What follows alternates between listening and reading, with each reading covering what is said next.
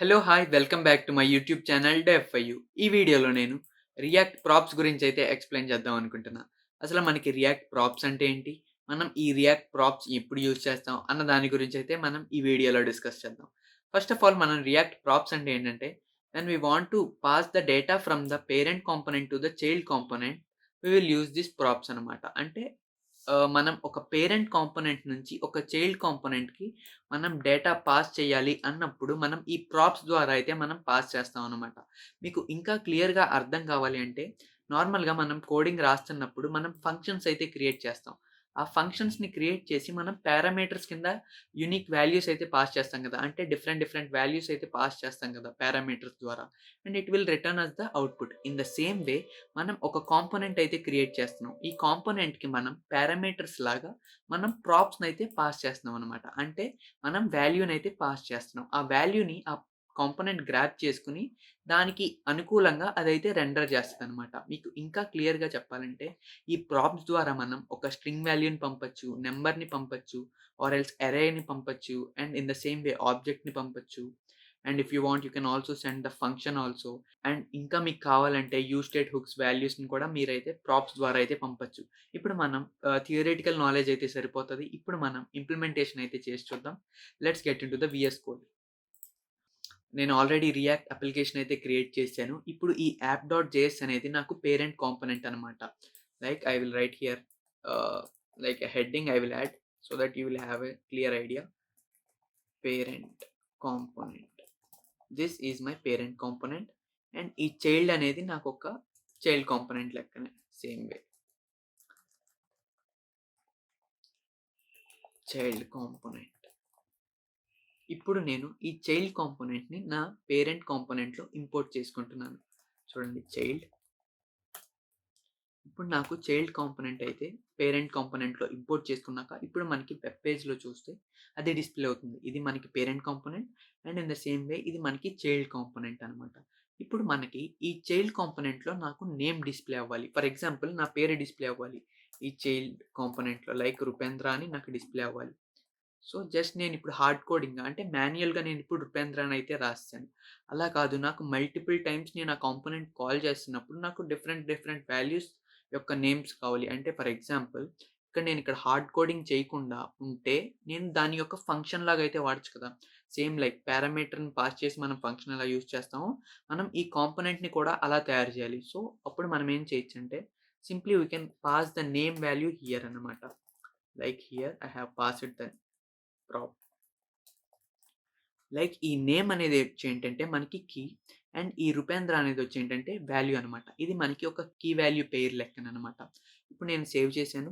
And అలాగే ఇప్పుడు ఈ చైల్డ్‌లోకొచ్చి నేనేం చేస్తున్నానంటే ఇక్కడ మనకి బ్రాకెట్స్‌లో నేను ప్రాప్స్ అని రాసి ఇప్పుడు నేను ఆ ప్రాప్స్‌ని యూజ్ చేయొచ్చనమాట. లైక్ సింప్లీ ఇప్పుడు నేనిక్కడ కర్లీ బ్రాసెస్‌లో ప్రాప్స్ డాట్ నేమ్.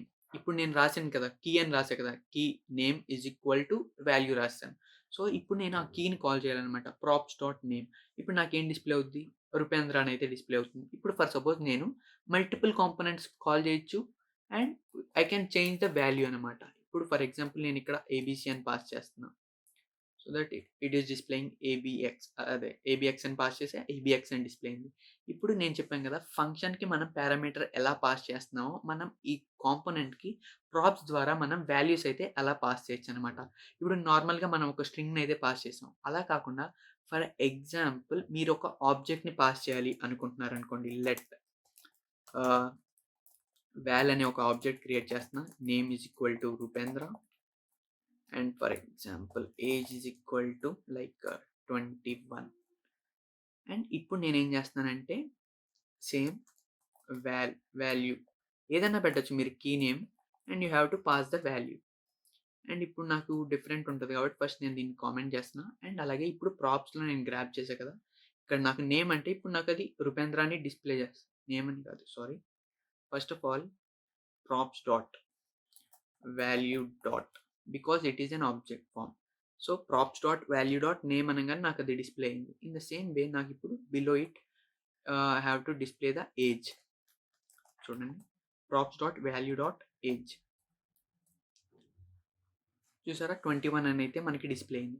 ఈ విధంగా మనం ఆబ్జెక్ట్‌ని కూడా పాస్ చేయొచ్చనమాట. అండ్ వన్ మోర్ థింగ్, ప్రతిసారి ఇలా props dot value dot name or else props dot name ప్రతిదానికి మనం ఇలా రాయకుండా ఉండాలి అంటే మీరు ఆబ్జెక్ట్ డీస్ట్రక్చరింగ్ అని అయితే చేయొచ్చనమాట. లైక్ ఫర్ ఎగ్జాంపుల్ కాన్స్ట్, ఇప్పుడు నేను అక్కడ ఏం పాస్ చేశాను? వాల్యూ పాస్ చేశాను కదా! సో, ఈ వాల్యూని నేను ఈ ప్రాప్స్ ద్వారా అంటే ప్రాప్స్ నుంచి గ్రాబ్ చేసుకున్నాననమాట. అప్పుడు ఏం చేయొచ్చంటే మనం ఈ ఫ్రంట్ ఉన్న ప్రాప్స్‌ని మనం రిమూవ్ చేసేసి డైరెక్ట్‌లీ మనం ఆబ్జెక్ట్‌ని కాల్ చేస్తాం చూసారా? ఆబ్జెక్ట్‌లో వాల్యూస్‌ని మనం గ్రాబ్ చేస్తాం కదా! వాల్యూ డాట్ నేమ్ గాని, వాల్యూ డాట్ ఏజ్ అని. ఈ విధంగా మనం డైరెక్ట్‌గా కాల్ చేసుకొని వాల్యూస్‌ని అయితే డిస్‌ప్లే చేసేయొచ్చు. ఇప్పుడు మీకు అర్థమైంది కదా! ఇప్పుడు మీకు ఫర్ ఎగ్జాంపుల్ నాకు మల్టిపుల్ కాంపోనెంట్స్ డిస్‌ప్లే అవ్వాలి. ఆ అర్రేతో ఉన్న వాల్యూస్‌తో పాటు. ఫర్ ఎగ్జాంపుల్ చూడండి. లెట్ నాకు నేమ్స్ అనే ఒక అర్రే ఉంది. ఆ నేమ్స్ అనే అర్రేలో మల్టిపుల్ నేమ్స్ ఉన్నాయి. For example Rupendra, Karthik and like Satish and like Madan and like one more name like Subba. ఇప్పుడు నాకు ఈ నేమ్ వేరియబుల్‌లో నాకు ఒక 5 వాల్యూస్ అయితే ఉన్నాయన్నమాట. ఇప్పుడు నేను ఈ 5 వాల్యూస్‌ని ఈ చైల్డ్ ద్వారా ప్రింట్ చేద్దాం అనుకుంటున్నా. ఇందాకలాగానే నేను మళ్ళీ ఓన్లీ హెడ్డింగ్ దగ్గరకొచ్చేస్తాను. సో, హావ్ క్రియేటెడ్ ఇక్కడ నేమ్ అని డైరెక్ట్‌గా గ్రాబ్ చేస్తే ఇప్పుడు మనం డైరెక్ట్ నేమ్ అని డిస్‌ప్లే చేసేయొచ్చు. So, 1 minute. అండ్ ఇప్పుడు నేనేం చేస్తానంటే చూడండి. With the help of map method we can do like iteration through the array name ampersand ampersand like అంటే ఆ నేమ్‌ది ఉందా లేదా అన్న దాని గురించి అన్నమాట. Map data return React fragments. ఇప్పుడు నేను ఆ చైల్డ్ కాంపోనెంట్‌ని కాల్ చేస్తున్నా. కాల్ చేసి నేమ్ అనే దానికి నేనిప్పుడు డేటాని పాస్ చేస్తున్నా. డేటా. ఇప్పుడు చూడండి నాకు మల్టిపుల్ అంటే ఆ అర్రేలో ఉన్న నేమ్స్ అన్నీ అయితే మనం ఈజీగా ప్రింట్ చేసేయగలిగాం. అంటే మనం ఒక కాంపోనెంట్, ఒక సింగిల్ కాంపోనెంట్ స్ట్రక్చర్ క్రియేట్ చేసి ప్రాప్స్ ద్వారా మనం వాల్యూస్‌ని అయితే పాస్ చేసి దాన్ని మనం మల్టిపుల్ టైమ్స్ యూజ్ చేస్తున్నాం అనమాట. Like we are reusing the component with the help of props. అంతేకాదు ఫర్ ఎగ్జాంపుల్ ఇప్పుడు నేను ఒక ఫంక్షన్‌ని కాల్ చేయాలనుకుంటే నేను రాండమ్ ఫన్ అని ఒక ఫంక్షన్ క్రియేట్ చేస్తున్నా. జస్ట్ మీకు అర్థం కావడం కోసం. It will alert message function called. ఇప్పుడు నేనేం చేస్తున్నానంటే జస్ట్ ఈ చైల్డ్‌ది ఇది నేను జస్ట్ కామెంట్ చేస్తున్నా. మళ్ళీ చైల్డ్ కాంపోనెంట్. ఇప్పుడు నేను ఫన్ అనే కీని క్రియేట్ చేసి దాని ద్వారా నేనిప్పుడు రాండమ్ ఫన్ అనే ఒక ఫంక్షన్‌ని సెండ్ చేశాను. ఇప్పుడు మనకి ప్రాప్స్‌లో అది లేదు కదా! సో, ఇప్పుడు నేనేం చేయాలంటే ఫన్ అని మెన్షన్ చేయాలి. ఎందుకంటే నా కీ యొక్క నేమ్ అదే కదా! ఇదేంటంటే డీస్ట్రక్చర్ చేస్తుందనమాట. ఇప్పుడు మల్టిపుల్ వాల్యూస్ ఉన్నాయనుకోండి, వాటిని మనం ఈజీగా డీస్ట్రక్చర్ చేయొచ్చు. ఆర్ ఎల్స్ సేమ్ ఇప్పుడు నేను ఫన్ అని మెన్షన్ చేశా. అండ్ అలాగే నేమ్ కూడా మెన్షన్ చేద్దాం అనుకో. ఫర్ ఎగ్జాంపుల్ నేమ్ కూడా నేను మెన్షన్ చేస్తున్నా రూపేంద్ర అని. సో, ఇప్పుడు చూడండి ఫంక్షన్ అంటే ఫన్ అని కీ మెన్షన్ చేశాం కాబట్టి fun and in the same way name. ఇవి 2 మనకి ప్రాప్స్ నుంచి మనం డీస్ట్రక్చర్ చేస్తున్నాం. అంటే గ్రాబ్ చేస్తున్నాం. ఇప్పుడు నేను హెచ్1లో అది మెన్షన్ చేశాను. అండ్ అలాగే ఇప్పుడు నేను బటన్‌ని క్రియేట్ చేసి ఆ బటన్ ఆన్ క్లిక్ అయినప్పుడు నాకు ఆ ఫంక్షన్ క్లిక్ అవ్వాలన్నమాట. అంటే ఆ ఫంక్షన్ అలర్ట్ అవ్వాలి. అది మనం ఎలా చేయొచ్చు చూడండి. ఇప్పుడు నేను జస్ట్ ఆ ఫంక్షన్‌ని కాల్ చేశాను. క్లిక్ జస్ట్ రాండమ్‌గా. ఇప్పుడు నాకు నేమ్ ప్రింట్ అవుతుంది. And in the same way నేనిప్పుడు క్లిక్ చేయంగానే ఫంక్షన్ కాల్డ్. ఈ ఫంక్షన్ కాల్డ్ అనేది మనం దేంట్లో రాసాం? పేరెంట్ కాంపోనెంట్‌లో రాసాం.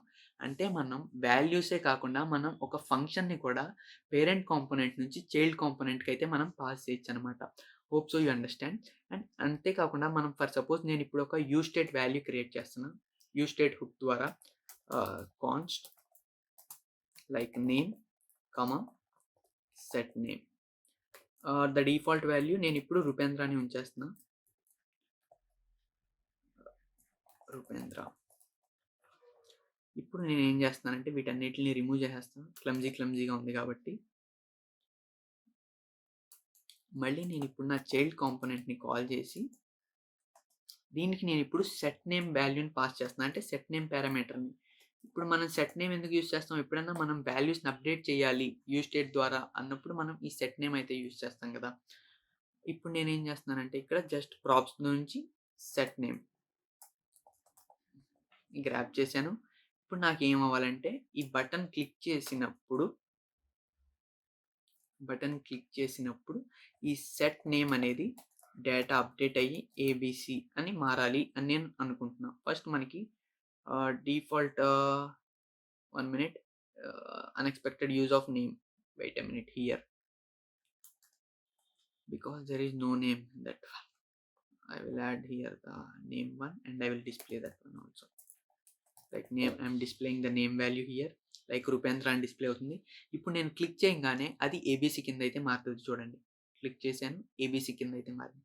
ఈ విధంగా మనం పేరెంట్ కాంపోనెంట్‌లో వాల్యూస్‌ని అప్డేట్ చేయడానికి గానీ, ఆర్ ఎల్స్ మనం ఫంక్షన్స్‌ని కాల్ చేయడానికి గానీ, and in the same way మనం రీయూజబిలిటీ ఆఫ్ ద కాంపోనెంట్‌కి వీటన్నిటికి మనకి ప్రాప్స్ అనేవైతే చాలా యూజ్ అవుతాయన్నమాట. Hope so you understand the concept of props. ఇంకా ఫర్దర్ వీడియోస్‌లో రియాక్ట్‌లో ఇంపార్టెంట్ కాన్సెప్ట్స్ గురించి క్లియర్‌గా ఎక్స్‌ప్లెయిన్ చేస్తాను. Thanks for watching.